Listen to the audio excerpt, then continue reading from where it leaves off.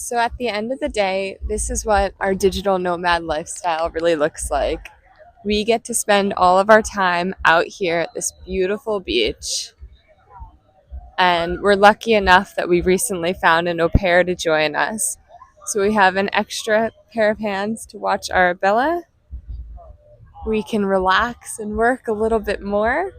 And this is what makes it so worth it living life as a digital nomad and in Sri Lanka. Buddiez. Get out y'all north now. Get to Bon appetit.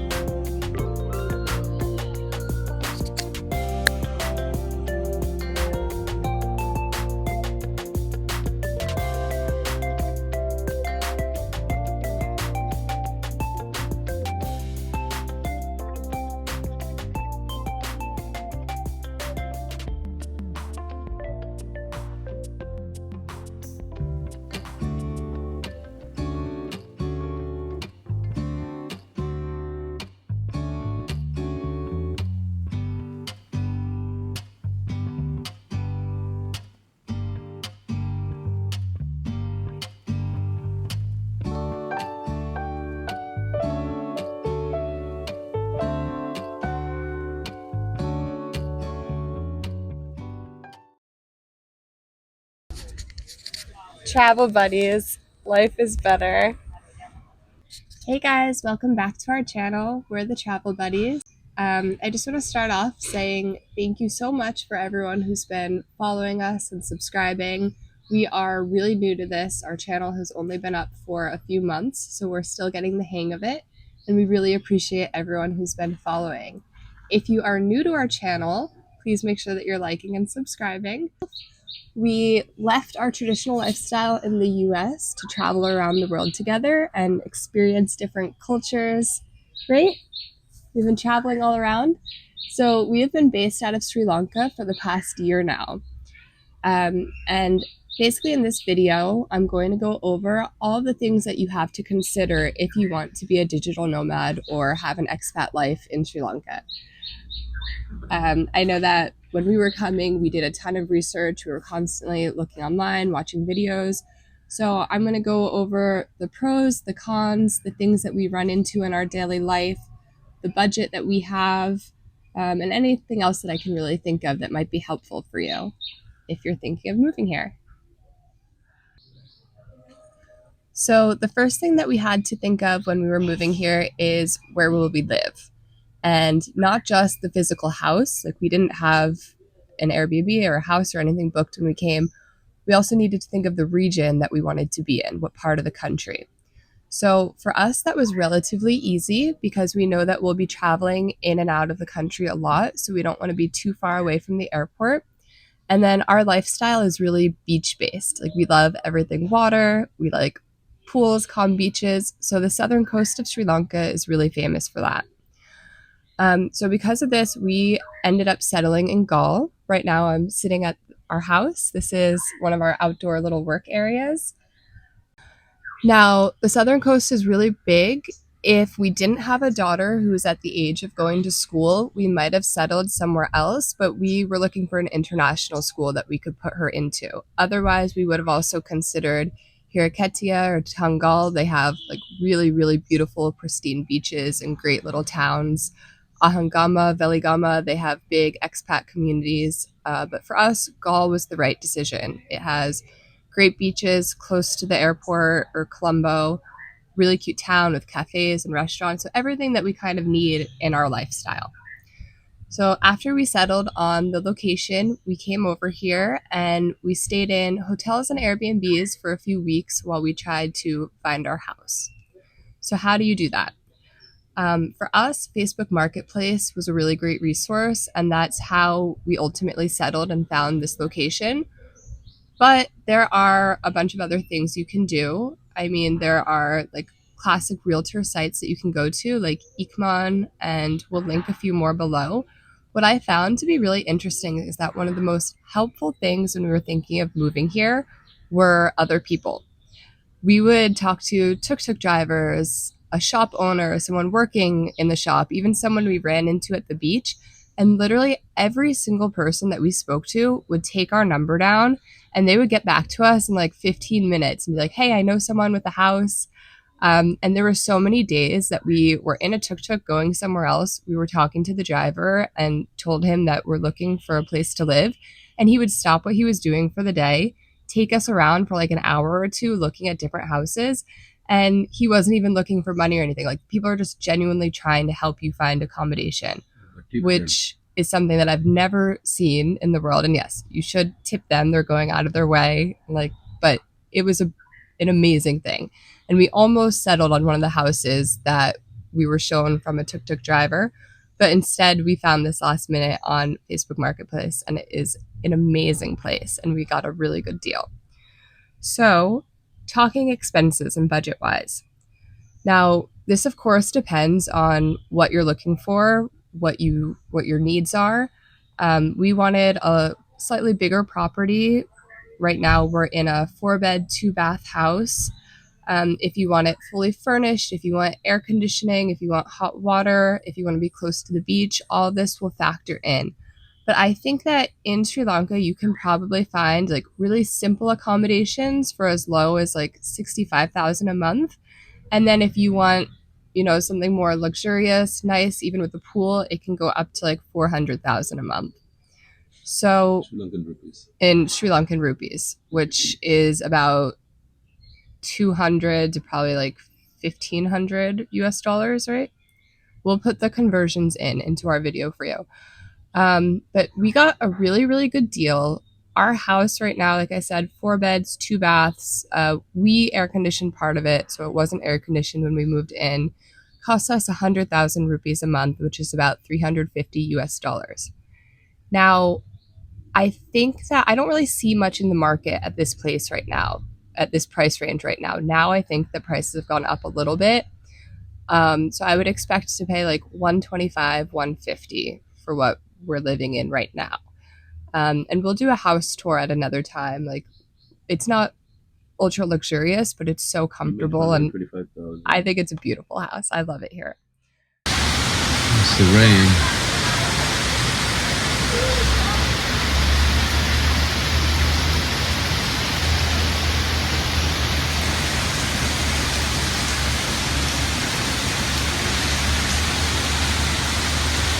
Got back from grocery shopping. Such a pretty rain going on. I have Coca-Cola. That's a house in Galle.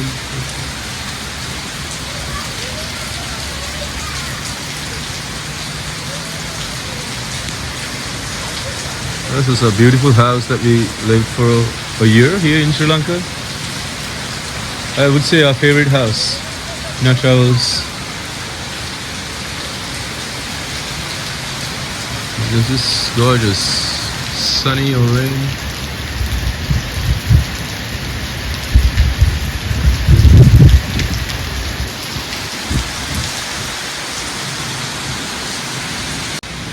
So I forgot my towels, but I'll throw it back in the wash. This is our house for a year. Love it. In the rain, in the sun, in the night.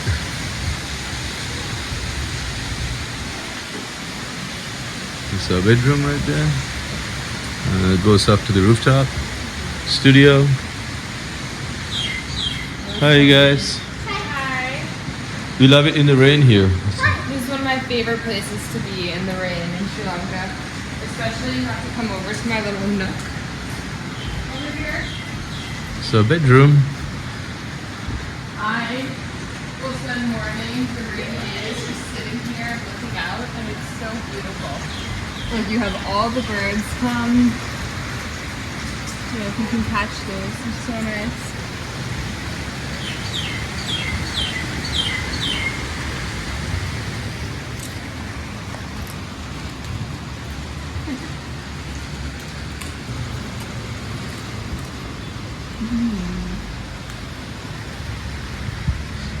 2 rooms here, bathroom, and downstairs. Stunning sunsets and sunrises.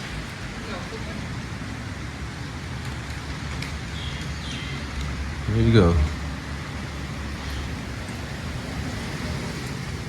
So that's our monthly budget as far as housing goes.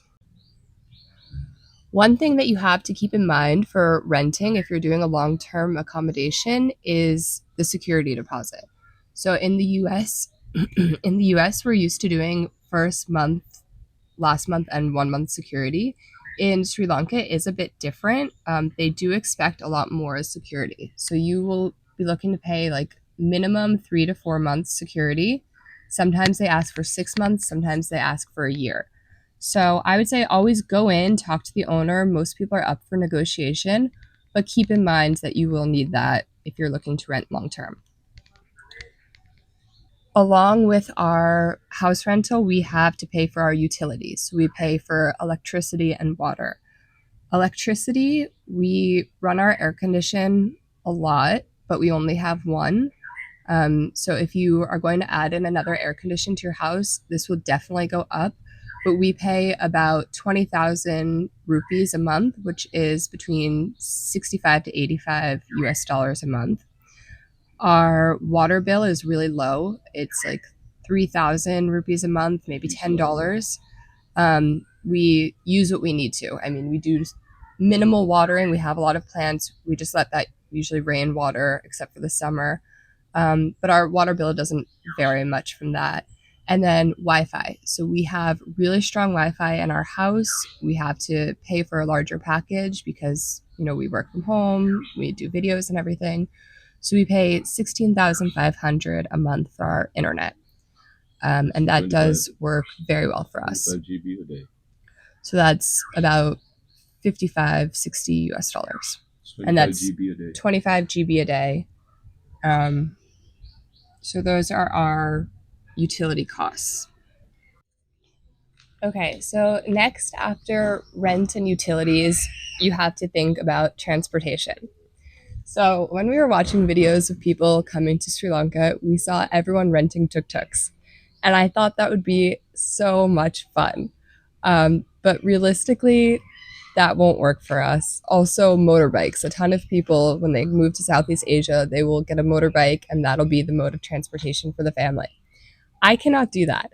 I am challenged on 2 wheels. I'm literally so afraid of it. So I cannot take my family on a motorbike.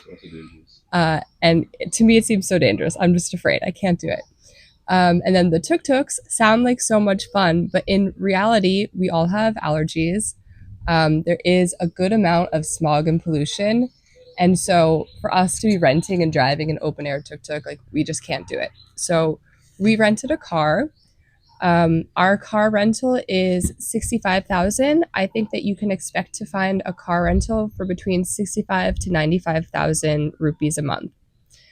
Then our gas goes, we have a little car. It's like just a little bit bigger than a tuk-tuk, so I can maneuver all over the place. So it doesn't use too much gas. I use about 4,000 or 5,000 rupees of gas a week.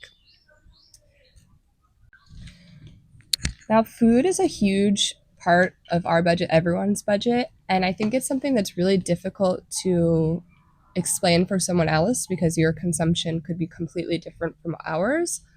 But we do film a grocery shop that we did. We like to go to every country and film one video of a big grocery shop. It's also one of my favorite things to do when I first get to a country is go see what they have in their grocery stores. So we're going to show you that now. In the video, I say that we spent about 16,000 rupees and we do that once a week. I looked at it again. We do that probably twice a week, that type of shopping. And then there's the eating out food budget. If you go into local. Oh yeah, and in that video, we are only shopping in Kiehl's, which is like a big chain in Sri Lanka. If you are shopping locally, like if you are going to the local fruit veggies, there's someone for fruits and veggies, there's someone for chicken, there's someone for fish, for other meats. Like if you're doing all of that, your groceries will definitely cost less. And we do try to do that whenever we can. But sometimes, because we're working, we're parents, like we can't always do that. So if we are going to one of the big grocery stores, we still don't usually get most of our meat there, but 16,000 about twice a week is what it would cost to feed us. And then we still do eat out during that week.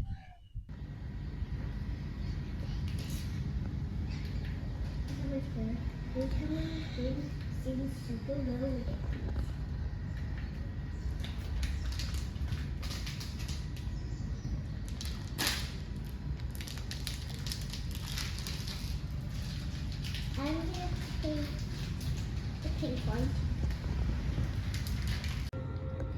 Hi. So we are doing a grocery shopping to show you what we usually get and spend in a week. And just check the volume to make sure it's working. Say something, Arabella. Hello.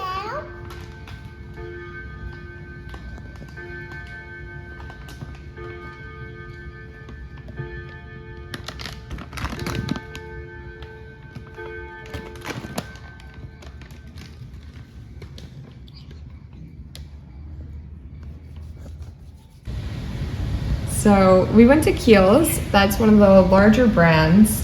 Usually when we can, we'll go to the individual stores. Like we'll go to the fruit and veggies guy. We'll go to the fish guy to get some poultry. But those are all individual stops. So when we don't have time for that, we'll go usually to Kiehl's. So this is to give you a good idea of what we spend in a week. You'll see we were able to get a lot of vegetables. We have cucumbers, carrots, winged beans, avocado, garlic, ginger, broccoli, limes, onion, some pasta. We have a big bag of rice over here, some dried chickpeas, bread, really good eggs, tomatoes, some hot dog buns. These are Korean ramen. They're not good for you, but they are so delicious. I'm kind of obsessed. Butter. This is a pretty decent sized bag of shrimp that we have. Fresh. Really fresh, caught today. A big bag of chicken. I think we're gonna make a chicken noodle soup, some hot dogs. And The then, sausages, actually. Sausages. And then we have sparkling water, milk, cereal, a bunch of snacks. You wanna show your snacks, Arabella? What did you get? I got some chips. Tippy tip. Your Sri Lankan brand of chips, And then I got Daddy some milkshake. Oh. some chocolate milk, And then I got Pepsi. And then I got some chocolate cookies. chocolate cookies. And then I got ginger cookies. And then Mentos. And these chocolate seeds. And then a cocoa soda lollipop. Cocoa soda lollipop. And then these little gummies. And then I got these SARS candies. So we got a lot more candy than we usually do, but we said it was a treat day. And then we also got toilet paper and tampons, which are just essentials, and a thing of coconut oil. And then we got some cereal. So all of these groceries cost a little above 16,000, maybe 17,000 rupees, which comes to just under 60 US dollars. And this is pretty much all we will buy in a week. We probably eat out for the rest of the meals. So a decent grocery shopping for $60. So if you are going to be eating only really local foods like butt packets, it's a little lunch packet wrapped in a banana leaf or paper, typical rice and curry lunch, you can get those for between $3.50 and $6.50, which is literally like between $1 to $3 for your lunch. And they're really good. Like we eat them all the time. They're delicious, relatively healthy. You get a mix of veggies and everything, and they're huge. So we don't get 3 of them for the 3 of us. We'll get one for usually Arabella and I to share, and one for Sheehan. Like, we can never eat three all together. Then, if you're going to be eating out at, the touristy beach spot restaurants, I would say that a good meal will typically cost around 10,000 rupees or $30.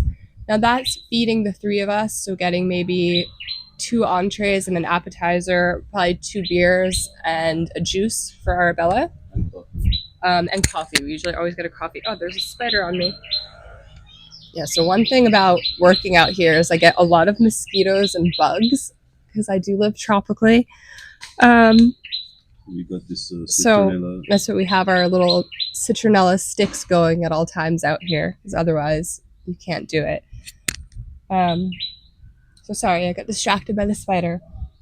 But yeah, so that's our food. And if you watch our other videos, you see we're always going and eating out, and we're showing what we're ordering and the cost of it, so you can get a better idea of how we spend and what it might cost you in these restaurants.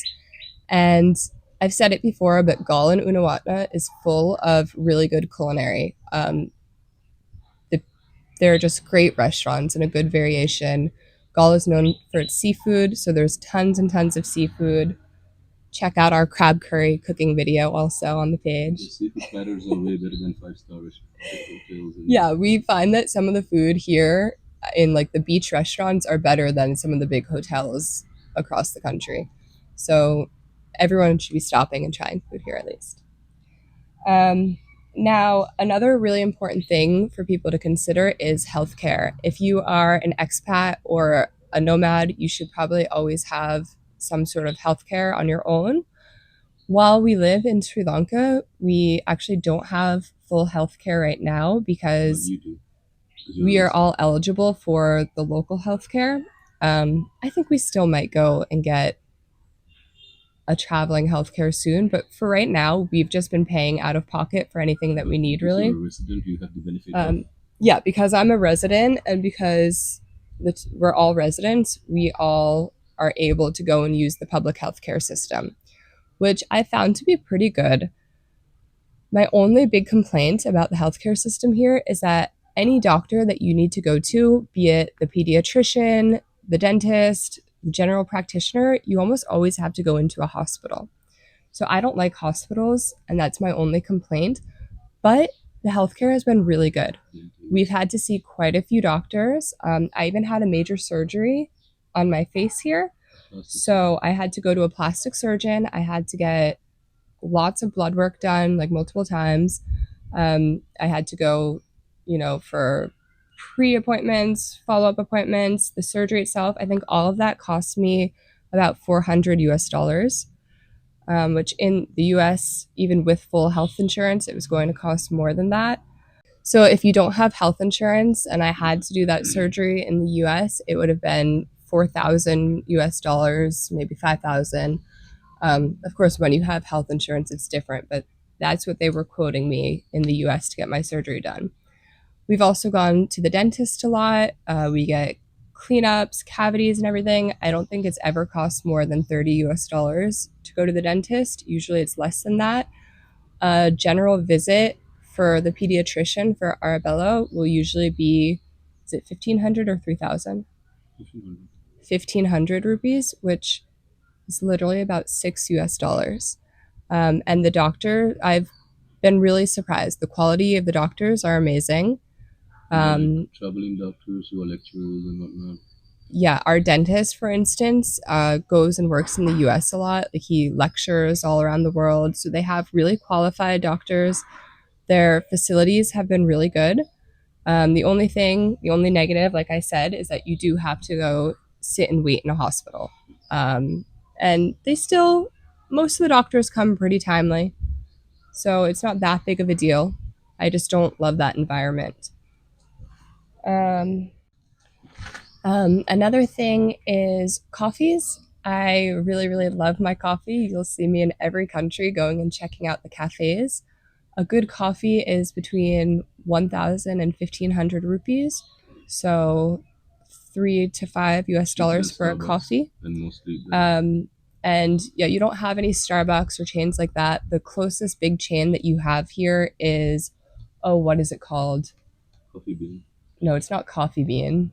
They do have Coffee Bean actually in Colombo, but that's not it. What's the local Barista. one? Barista. So Barista is a big coffee chain around Sri Lanka. They still have really good coffee. But we still like our local little spots in Gulf Fort and Unawatna that we go to. They're also growing coffee again. And yeah, the country is growing coffee. I think Again. a long time ago, Sri Lanka was known for their coffee. And then what happened? They got a disease or whatever. I think there was a disease that happened that ruined all of the coffee plants. And then They started doing tea. the British came in and started growing tea. So that's why Sri Lanka is really, really famous for their tea. And actually, now that I moved here, I tend to drink a lot more tea. Ceylon tea. It's very good. Oh, I say it wrong, right? Ceylon. I say this wrong. I don't know why I can't learn it. But they're famous for their tea. It's very, very good. And the spices. And the spices. I can't give you a tea cost because I never go out and have a tea. I only make it at home. But we'll be doing a tour soon. We're going to go to some of the tea plantations and do a full tour there. So I'm really looking forward to that. Nightlife here. We tend to do like the beach parties at night. And one thing that I love about being an expat in Sri Lanka, it's actually one of my favorite things about living here, is that it's really kid friendly. So we can bring Arabella everywhere with us. If we were in the US and we wanted to go out for a night with our friends, have some drinks or something, we would need a babysitter. There's more of this like call to be getting your kids in bed at a certain time. Don't bring them out in public. Like people kind of frown on it more in the US. Here, people are so open and loving to kids. It's not weird to see your kids out. Like we'll be at the beach party, we'll have dinner, we'll stay later, music will be playing. Arabella will stay, she'll dance with us, she'll have a good time, and then she'll fall asleep on the beanbag next to us. And she can just stay and hang out until we decide to go home. So that is one of the things that has just elevated our lifestyle so much living here, and makes it so worth it to me. Drinks, if you're going to have a drink, we'll do like a large beer is usually 900 rupees to a cocktail can be like 2,500 to 3,000 rupees a cocktail. Safety is a really important thing. And I think Sri Lanka is a very safe country. It even has won awards for being the safest for solo travelers and female travelers. I've never really felt in danger here. I feel like everybody looks out for each other. Especially we've built a community here. We know people. So even at the beach and everything, like all our friends, everyone will keep eyes on Arabella with us. I have heard some things in the news recently saying that Unawatna and the beach towns are like drug parties and stuff. I've never seen that. I've never experienced it. I actually have no idea what they're talking about. I don't think that's the case. It's just people are having fun. It's a really open environment. And it's great whether you're coming here with friends to party or with your family or by yourself, just get some work and hang out. I mean, there might be one or two, but like it's in every. I mean, I think that there are drugs all over the world where you go. But I've been to other countries where you see things really openly. You can tell, you like feel like people are on drugs. You don't want to bring your child to this area. I don't feel that in Galle or Unawatna at all. So safety, I think this is a really safe country to be in. Driving, though, that is a safety issue. That is a huge safety hazard, and something that is not for the faint of heart in this country. The bus drivers are absolutely crazy. They might be he said it, not me. But yeah, the bus drivers are absolutely crazy. You always have to be alert. Hi, honey. You always have to be really alert and careful on the roads. They drive on the opposite side of Americans, which I adapted to very quickly, but I will never get used to the lack of road rules and just the craziness that is on the streets. It's not just that, like some people will be like, oh, you see cows and motorbikes and that. It's not just that. It's that people like don't follow the road rules. They drive really crazy here. So be careful. That's a safety hazard. Getting and honking. Right. Honk, bro. Honk one more time. or something like that. So the most irritating thing in Sri Lanka is the way people drive. It's not as bad as India, but it's bad. It gives you stress and unnecessary family issues in the car. Yes. Because I get pissed He when touches my horn. You don't touch a driver's horn. I like cannot. beep. No. Unacceptable. Don't honk a horn.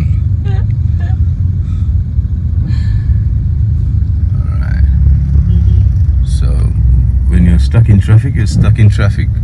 People should not honk. So if Sri Lankans are watching, I'll say in Sinhalese, traffic වල හිරවලා නම් horn ගහලා වැඩ නැහනේ. ඉතින් රට හදන්න ඉස්සෙල්ලා තමා හැදෙලා horn නොගහ පිස්සෙක් වෙන්න නැතුව පාරේ යන්න දැනගන්න. Alright. Peace out. Other than that, it's a safe country. Visas are a whole nother section that I'm not going to get into too much because there has been a change in government recently, and I think that the visa laws are supposed to change soon. As of right now, most people can come in on a tourist visa. You just go online, you fill out an ETA, it takes a few hours, costs $50. I think they said that that cost is going to go down for most people. And then as of right now, you can go online and you can keep extending. But I think that that whole fee and price structure and everything will change. And note that I'm making this video in December 2024. So once that's updated, we'll probably do a video and tell you how you get your visas and everything. Now, as far as public transportation, we don't tend to take too many tuk-tuks or Ubers. Uber does exist here. So does the app called Pick Me. It's like the local version of that. And you get really great rates for tuk-tuks, cars, whatever you prefer. I would say that a ride, if you're just going locally, will usually be between 900 and 1,500 rupees. And then as far as the bus goes, I can't tell you what bus tickets are because I refuse to take them locally. However, if you are going on longer trips, if you are trying to go from Galle to Colombo, the air-conditioned bus is a really great way to go. It's very fast. It's cheap. What is it? It's about 1,000 rupees a ticket, and it goes from here to Colombo probably the most quickly. And then there's a great train system that you can also take. The train fares will vary based on if you're doing first class or third class. I will sit anywhere, it doesn't matter to me. And that's a beautiful, beautiful train ride because you go all along the ocean. It's fast, it's easy, and it's fun. You get like food vendors coming in and out. So that's always really exciting. And I definitely recommend taking a train trip somewhere, whether it's on the coast or to Ella, the famous one. Somewhere you have to take a train trip here. And then there was one more thing I said that I forgot. Oh, yeah. Oh, okay. And then let's talk Wi-Fi really quickly. So I went through the cost of Wi-Fi that we have in our house. The Wi-Fi is really strong. It's a fiber connection. It works perfectly for us. Every once in a while, you do get power or water cuts. Most houses are equipped where they have water tanks, so the water is not an issue. And the electricity isn't too big of an issue. They'll usually give you a warning and it'll go off for a few hours at a time. And if they don't give you a warning, like we actually just had a power cut and I think it lasted about 45 minutes. So that's not that big of a deal. When you go to a public cafe or a restaurant, most of those spots will have Wi-Fi. There are plenty of communal working spots that you can find all throughout Sri Lanka, and they're online. We don't tend to use those. We tend to just go to our favorite spots and use their Wi-Fi, and it works really well. Like I can get pretty much everything that I need to done. So just come and explore unless you really need that communal work environment. I prefer to just be at our favorite hangouts and do our thing there. And then the other thing that you really need when you're going to a new country is to worry about the phone bill or the phone connection. So we do two things. The first thing that we do is we use Olafly, and we are actually an affiliate with Olafly. So I'm going to put a link below that you can use if you want to get a discount code at the Travel Buddies. But this is the best for as soon as you get to a country. It's an online eSIM that you get. So you don't have to worry about getting off the airplane and like running around and trying to find a connection that works for you. You just do this on olafly.com before you get to the country. You activate your SIM, and as soon as you land, you can turn it on and you're ready to go. Is it digital SIM? eSIM, digital SIM. Yeah. And then the other thing that we do is we have a second connection here as well. We always like to have two different connections when we travel because we need this for our work and to contact each other. So there are a few different options that you can use in Sri Lanka. We use Hutch. It's very affordable, like 1,500 rupees a month. Like 70 rupees for unlimited downloads and downloaded like 6 movies. Yeah, and so sometimes because we're downloading a ton of, stuff to make our videos, we also like to download some movies and stuff. So at nighttime after midnight with Hutch, you can pay like 70 rupees, which is 50 cents or so, and you get unlimited downloads from midnight until the morning. So we also do that. And then I know that dialogue is really popular as well. I feel like dialogue works in some more remote places over Hutch. And then SLT Mobitel is what we use for our Wi-Fi connection, and that highly recommend, works very well. So there you have it. That was a roundup of all of our costs, the major things that you have to consider and go through as your daily life living somewhere abroad. Had we chosen to live somewhere like Colombo, the main city, there is a lot more going on. There are a lot more food options, more entertainment options, schools, and stuff like that. And your costs would vary a little bit. Like I said, we decided that the beach life is for us. We don't spend that much on entertainment. Like, we don't go to shows often or spend extra money. We don't really take too many tours because I drive, so I'll drive us when we want to go exploring and stuff. But there are activities that I'm not including, like jet skiing, boat rides, stuff like that. We're going to be covering those individually on our channel, so stay tuned and look out for that. And let me know in the comments if there's anything that you want to know about that I haven't included. We always try to respond and be really hands-on with you guys there. So thank you so much for watching. I hope this was helpful. And if you are looking to move here or becoming an expat or a nomad in Sri Lanka, you can definitely reach out to us. And we'll see you in the next video. Thank you.